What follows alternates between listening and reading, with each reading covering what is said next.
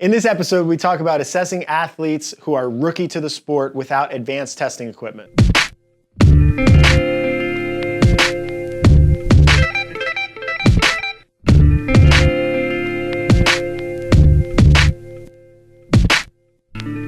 All right, this question's in 3 different parts, so I'm going to answer each part as we go. The question is from Mary Raven, and it starts with, how would you assess an athlete who has not yet completed the Open and without access to fancy machines measuring the blood and muscle activation?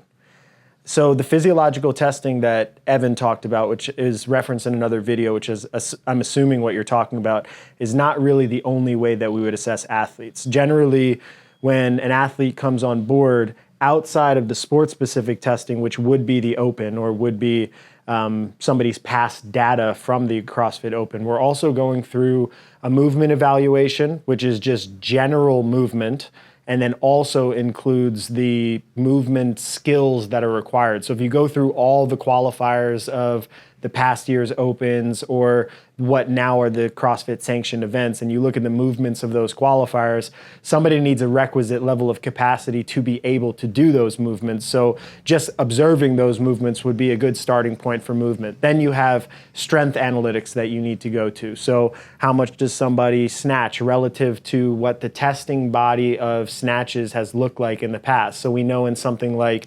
17.3, the male weight went up to 265 pounds as the top load. So we know in a qualifier format, if somebody wants to get to the highest level, that at a minimum, they have to be able to do that type of a load in a fatigue-based setting. So you can kind of get some sort of measurement and proxy system to start setting up an evaluation, even if somebody has not yet completed the Open, you just have an understanding of what you do need to test. So you go through some testing there, and you go through some testing from an energy system perspective. So as a starting point, let's just say somebody wants to get good at short workouts, medium range workouts, and long workouts to get good at the sport of CrossFit.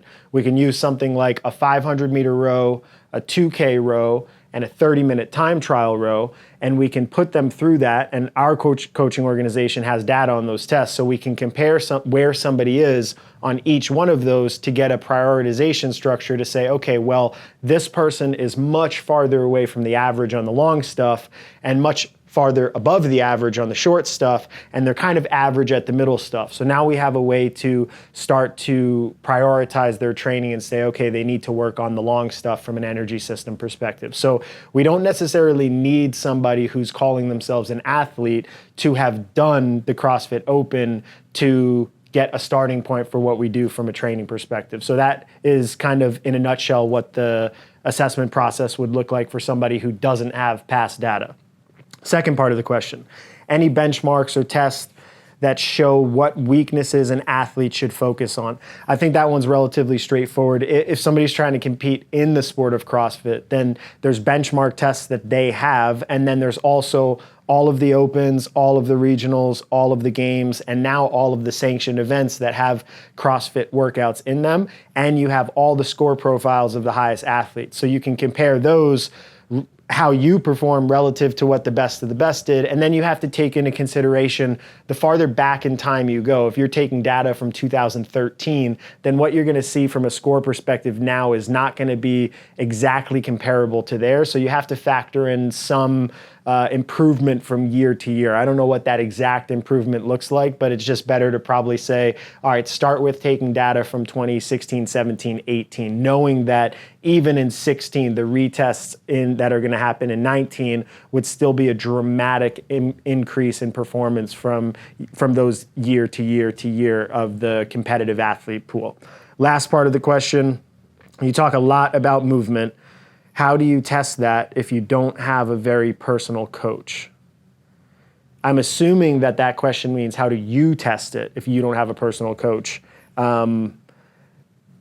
I think the only way that you're going to be able to do that on your own, if you don't have a high level of knowledge about what quality movement is, what joints are supposed to do and how they can function. You can't look at the technique of your lifts or the technique of your gymnastics relative to somebody who's higher level. I think you're gonna have to film yourself a lot and go to some of these references online, like a weightlifting specialist or a gymnastics specialist or a running specialist that is very active on some sort of social media platform that's trying to offer technical coaching or technical advice, and where they do some video review of one person's movement and show angles, and then you can kind of put your videos up side by side and get some sort of insight into what you want to do on a regular basis that you can't yet do well. I think that'd be the only way to learn and evaluate yourself, but I think it'd be very hard without a structured knowledge base or a structured technical base or a structured coaching base.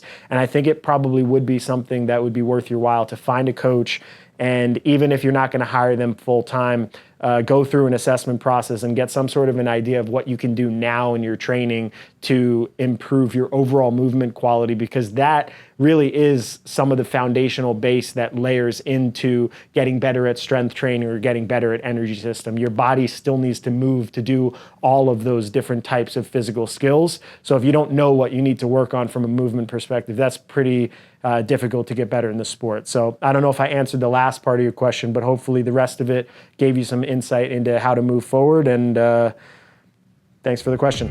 When I created Training Think Tank, I wanted it to be just that, a think tank, a group of people that gets together and challenges each other's ideas on training.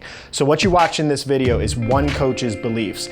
The other coaches and myself may or may not agree with what was said, but we're okay with that because we want to facilitate a discussion about training in the market.